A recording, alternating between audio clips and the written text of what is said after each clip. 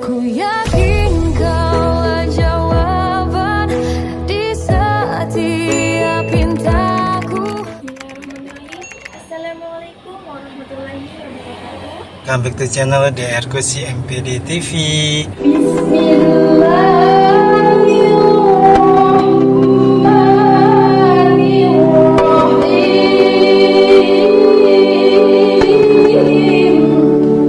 Curahkanlah di hati kami asma'u ya Rahman ya Rahim, agar anak-anak para mahasiswa kami, wabil khusus ya Allah mahasiswa STAI Sultan Syarif Hasim Siak, para wisudawan wisudawati hari ini ya Rabbal Alamin, mendapatkan rasa kasih dan sayangmu selalu ya Rabbal Alamin.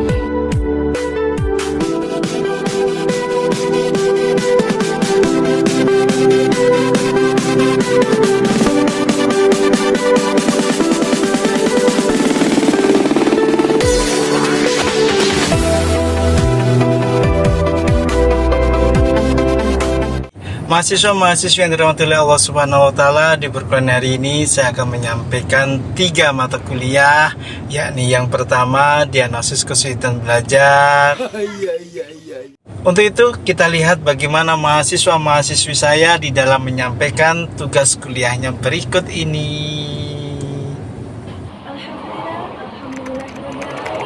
Wassalatu wassalamu ala asrafil anbiya'i wal mursalin wa ala alihi wa sahbihi ajma'in, amma ba'du. Pertama-tama marilah kita panjatkan puji syukur kita kepada Allah Subhanahu wa Ta'ala yang telah memberikan syafaatnya kepada kita semua, berupa nikmat kesehatan, nikmat berkah umur panjang. Salawat serta salam lupa pula kita panjatkan kepada Nabi besar Muhammad SAW dengan mengucapkan Allahumma sholli ala sayyidina Muhammad wa ala ali sayyidina Muhammad. Yang terhormat Bapak dosen pengampu, Bapak Dr. Iman Agus Supriyono MPD selaku dosen pembimbing mata kuliah diagnosis kesulitan belajar. Baiklah, di sini saya Sofi Margariti, mahasiswi Sekolah Tinggi Agama Islam jurusan Pendidikan Agama Islam dengan NIM 12/14/19/956 semester 7. Di sini saya akan menjelaskan materi tugas 9 mengenai pengayaan belajar. A few moments later. Yang pertama, pendahuluan. Dalam proses pembelajaran di sekolah, tidak semua siswa memiliki kemampuan belajar yang sama dan tidak semua pembelajaran berjalan dengan baik. Seringkali siswa mengalami kesulitan belajar pada mata pelajaran tertentu.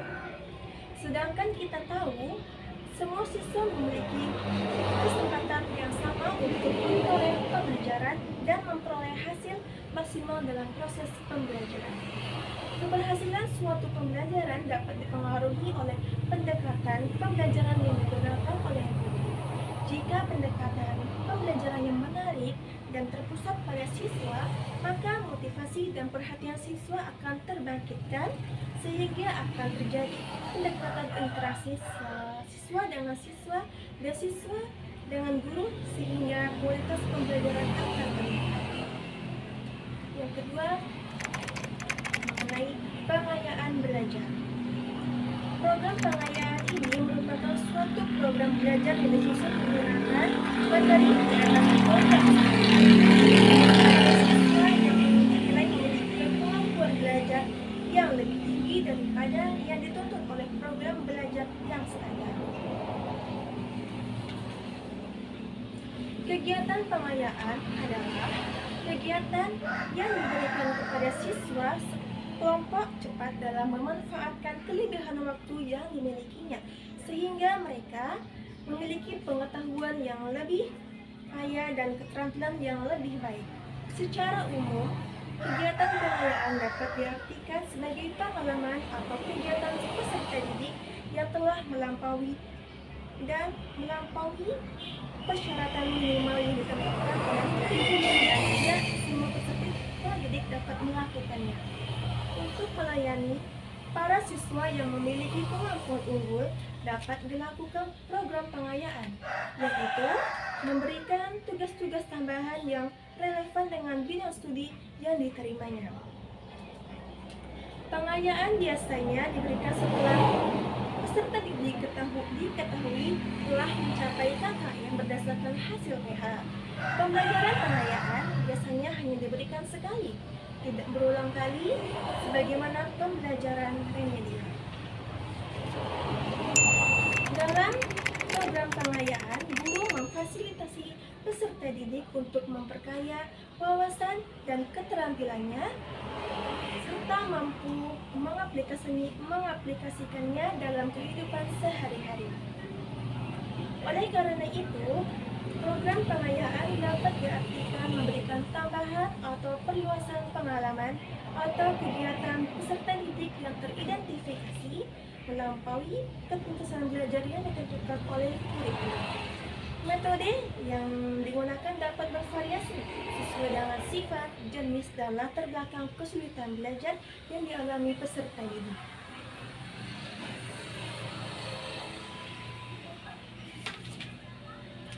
Pembelajaran pengayaan juga mesti ditujukan dalam rangka memperkaya pengetahuan, pengalaman, dan wawasan peserta didik. Pembelajaran pengayaan bersifat menyenangkan, membangkitkan minat, mengajak berpikir kritis, dan meningkatkan daya imajinasi.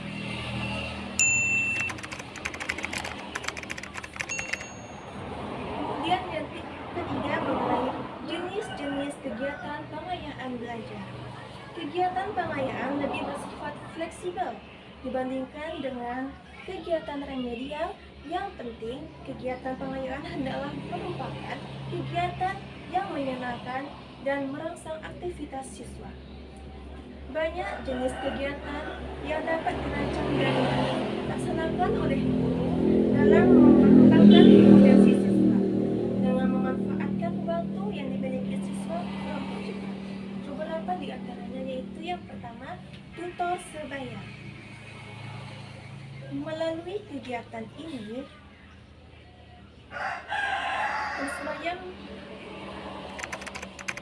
ketika siswa diminta untuk menjelaskan konsep atau ide kepada teman sekelasnya, mereka akan berusaha mencari yang terbaik sehingga temannya dapat memahami penjelasannya. Melalui kegiatan ini, pemahaman siswa terhadap suatu konsep akan meningkat karena di samping mereka harus mencari teknik untuk menjelaskan konsep, memberikan atau ide tersebut.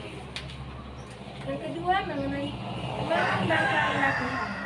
Di samping memberikan tutorial kepada temannya, siswa kelompok cepat dan juga dapat diminta untuk mengembangkan latihan praktis yang dapat dilaksanakan oleh teman-temannya yang lambat sehingga mereka akan lebih mudah memahami materi pelajaran.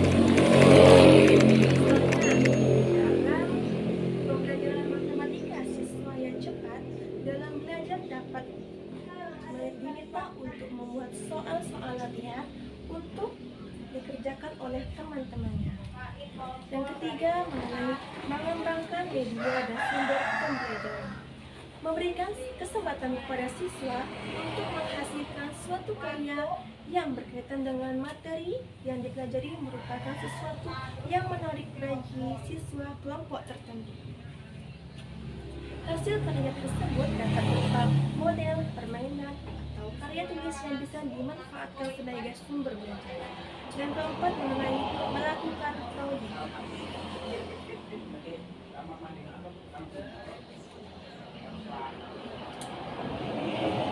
Keterlibatan siswa dalam melakukan suatu proyek merupakan kesempatan bagi mereka untuk mengembangkan yang mereka miliki atau untuk menambah wawasan, mengembangkan bakat yang mereka miliki atau untuk menambah wawasan baru mereka.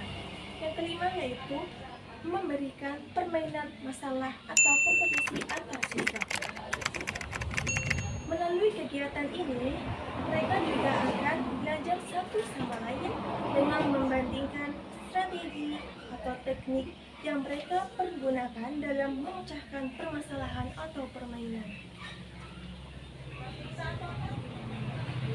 Selanjutnya mengenai prosedur pelaksanaan pengayaan belajar.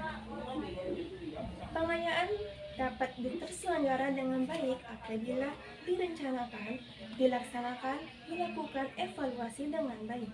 Selain itu, dukungan dari pihak sangat diperlukan.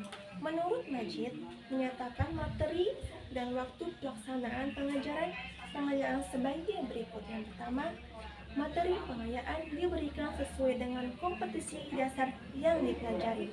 Yang kedua, waktu pelaksanaan pengayaan, yaitu setelah mengikuti tes atau ujian KD tertentu, setelah mengikuti tes atau ujian blok atau satuan KD tertentu, dan setelah mengikuti tes atau ujian KD atau blok terakhir pada semester tertentu. Sehingga materi dan waktu pelaksanaan pengayaan sangat bergantung pada kompetisi dasar yang dipelajari. Faktor-faktor yang diperhatikan dalam pengayaan yaitu peserta didik, guru, media dalam pelaksanaan dan waktu pelaksanaan pengayaan.